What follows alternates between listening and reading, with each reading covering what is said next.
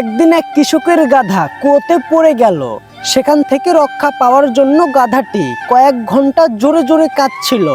কৃষক তখন গাধাটিকে উদ্ধার করার জন্য আপ্রাণ চেষ্টা করে যাচ্ছিল, কিন্তু কোনোভাবেই তাকে উদ্ধার করতে পারল না।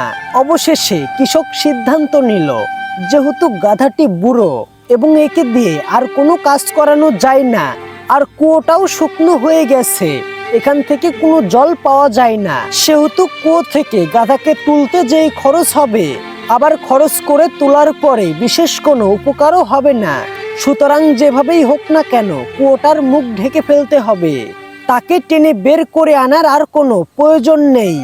শুকনো কুয়াটি ঢেকে ফেলার জন্য তিনি তার সমস্ত প্রতিবেশীকে তাকে সাহায্য করার জন্য আমন্ত্রণ করলেন।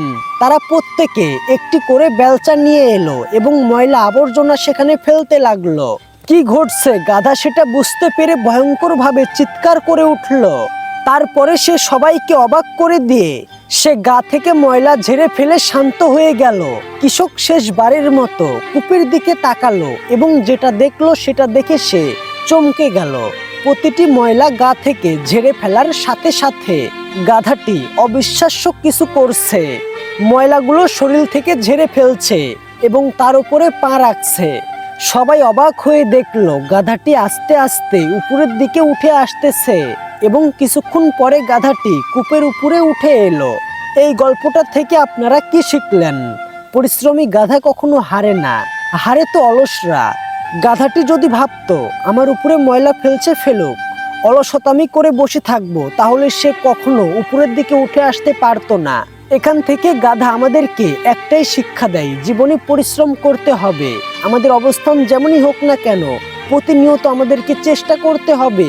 জীবনে আপনার দিকে অনেকেই ময়লা ফেলবে, কিন্তু সেখান থেকে বেরিয়ে আসতে হবে গাধাটির মতো করে, কৌশলে, নয়তো পরিশ্রম করে। পরিশ্রম করুন, পরিশ্রম করুন, পরিশ্রম করুন এবং এরপরেই কিন্তু আপনি সফল হবেন। যদি সফল হতে না পারেন তারপরেও আবার পরিশ্রম করুন।